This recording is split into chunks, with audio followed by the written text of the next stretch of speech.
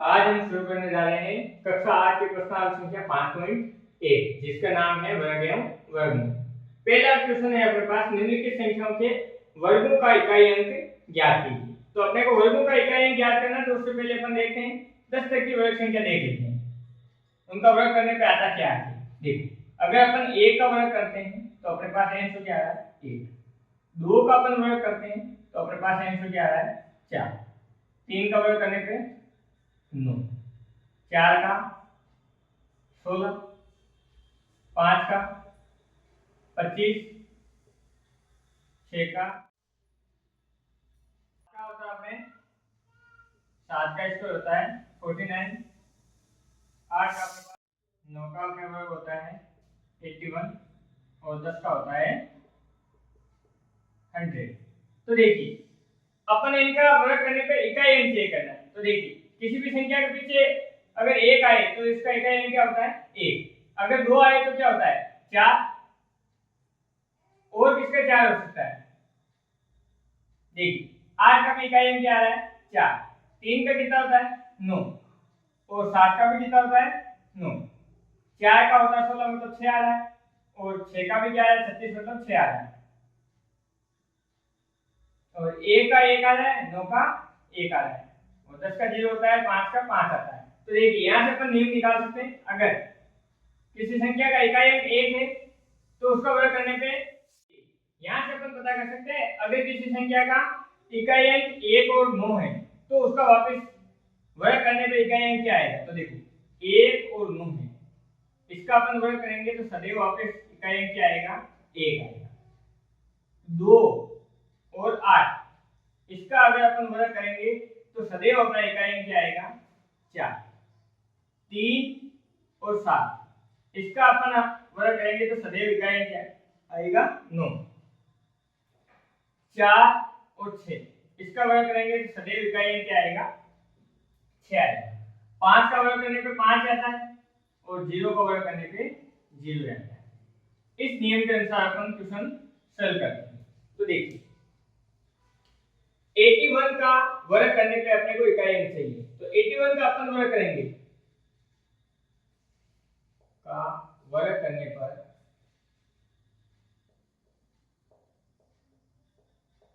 इकाई अंक, तो देखिए पीछे क्या आ रहा है 1 आ रहा है, और अपन के पास नियम है कि अगर किसी संख्या का इकाई अंक 1 है उसका वर्ग करें तो वापस इकाई अंक भी क्या आएगा 1 आएगा। अब अगर किसी संख्या का इकाई अंक 2 है और उसका वर्ग करें तो अपने पास आंसर क्या आएगा। तो देखिए, 2 का अपन वर्ग करते हैं क्या आता है 4। आगे 799, तो इसका देखो इकाई अंक क्या 9 है, और 9 का वर्ग करने पे भी वापस क्या आएगा 1 आएगा। आगे 3 है, 3 का वर्ग करने पे, तो देखिए 3 का वर्ग करने पे क्या आता है 9। 4, 4 का वर्ग करेंगे अपन तो अपने पास इकाई अंक क्या आएगा 6। 7 का अपन वर्ग करते हैं तो इकाई अंक अपना क्या आएगा 9। 8 का अपन वर्ग करते हैं तो अपना इकाई अंक आएगा 4। 0 का अपन वर्ग करते हैं तो क्या आएगा 0। 6 का वर्ग करते हैं तो सदैव अपने पास क्या आता है 6। 5 का वर्ग करने पे अपने पास क्या आता है 5। देखो, इतनी बड़ी संख्या है, इसका अपन वर्ग करेंगे तो इकाई अंक का वर्ग देखना है अपने को। इसका वर्ग करने पे जो संख्या आती है वही अपना इकाई अंक आ जाएगा लास्ट में। इस प्रकार अपना क्वेश्चन नंबर जो 1 है वो सॉल्व हो जाता है। अब कुछ एक अपने पास नियम है कि यदि किसी संख्या का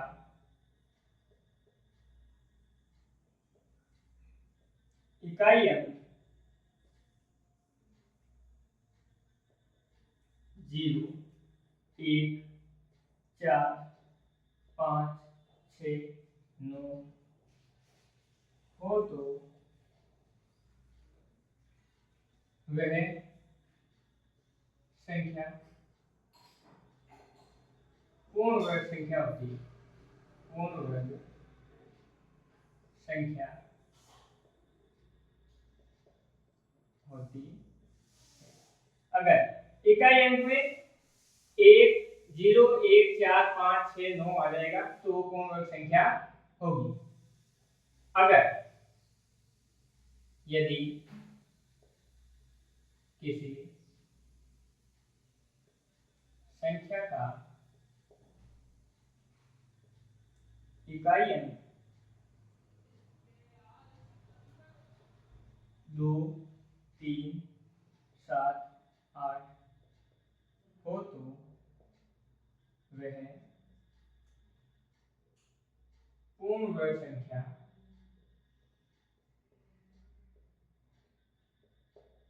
नहीं होगी। यदि इकाई अंक के स्थान पर अपने 2, 3, 7, 8 आ जाए तो उसका अपन पूर्ण वर्ग निकालें, अंडर रूट निकालें, तो उसका अंडर रूट पूरा पूरा नहीं निकल पाएगा। अब एक नियम अपने पास हो गए, यदि किसी संख्या में यदि किसी संख्या के अंतिम अंकों में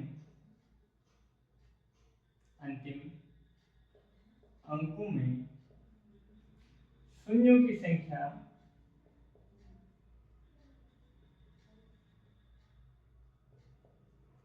सम हो तो वह संख्या पूर्ण वर्ग संख्या होती है। वह संख्या पूर्ण वर्ग संख्या होती है। अगर कोई संख्या दे रखी है उसके पीछे शून्यों की संख्या सम हो, जैसे अभी 400 लिखा अपन ने, तो अंतिम दो अंक है शून्य, मतलब सम संख्या है कि नहीं, तो वो क्या हो जाएगी, पूर्ण वर्ग संख्या होगी। यदि कोई संख्या सम है तो उसका वर्ग करने पर भी सम संख्या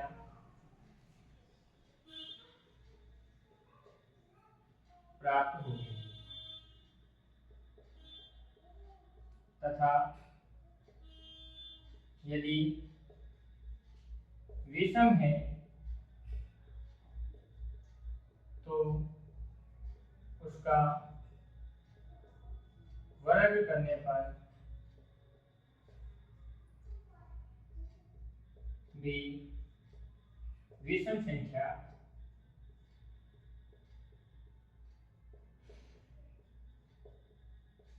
प्राप्त होगी। इन चार नियमों की सहायता से अपन अगले क्वेश्चन करेंगे।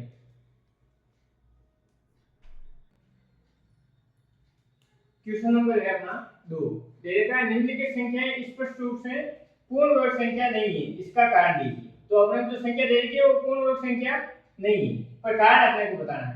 तो अभी अपन ने पीछे नियम पढ़े थे, उसके आधार पर बताएंगे। तो देखिए पहली संख्या अपने पास 1057, तो इसका इकाई अंक क्या है, 7 आ रहा है, और अपन ने नियम पढ़ा था जिसका इकाई अंक 2, 3, 7, 8 हो तो वो पूर्ण वर्ग संख्या नहीं होती। तो अपन लिख देंगे इसका इकाई अंक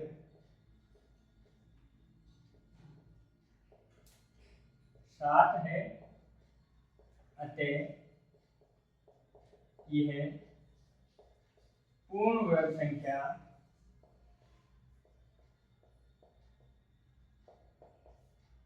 नहीं होगी।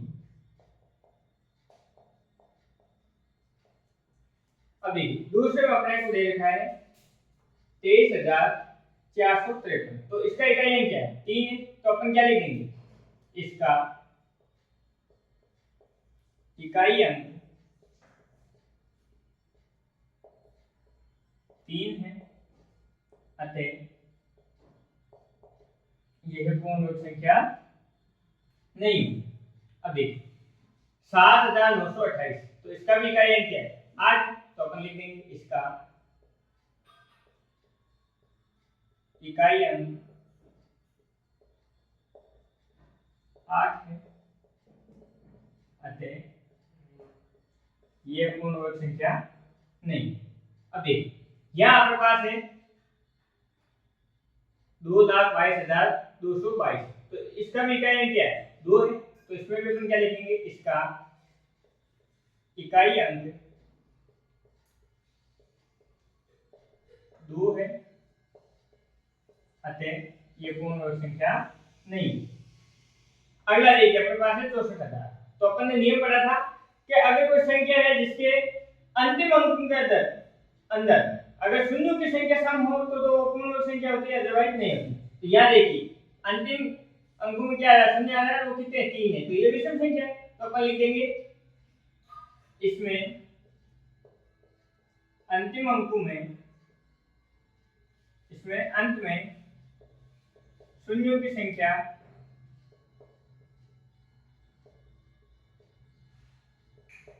विषम है,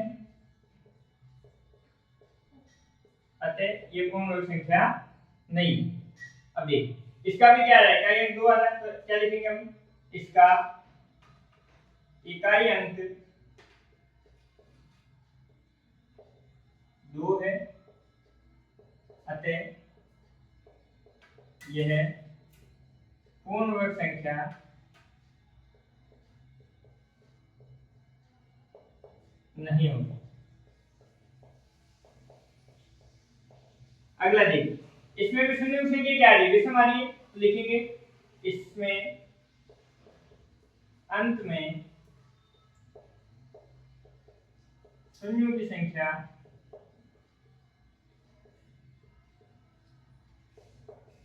विषम है, यह पूर्ण वर्ग संख्या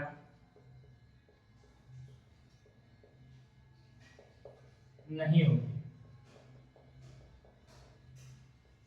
अगला देखिए इसके भी अंत में क्या आ रहा है, 0 आ रहा है और वो भी 1 आ रहा है, तो देखिए 1 भी क्या होता है, विषम होता है, तो इसमें भी अपन क्या लिखेंगे, इसके अंत में शून्य की संख्या क्या है, विषम है, अतः ये पूर्ण वर्ग संख्या नहीं होगी। इस प्रकार अपना क्वेश्चन नंबर जो 2 है वो सरल हो जाता है। तीसरा क्वेश्चन है अपना, निम्नलिखित संख्याओं में से किस संख्या का वर्ग विषम संख्या होगा। तो देखो अपन ने नियम पढ़ा था कि अगर किसी सम संख्या का वर्ग करते हैं तो वो हमेशा क्या आता है, सम संख्या आता है, और विषम संख्या का वर्ग करते हैं तो हमेशा क्या आता है, विषम संख्या ही आता है। तो अपन यहाँ से लिख देते हैं, क्योंकि विषम संख्या का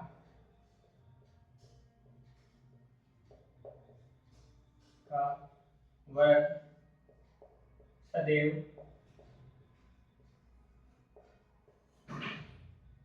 विषम संख्या ही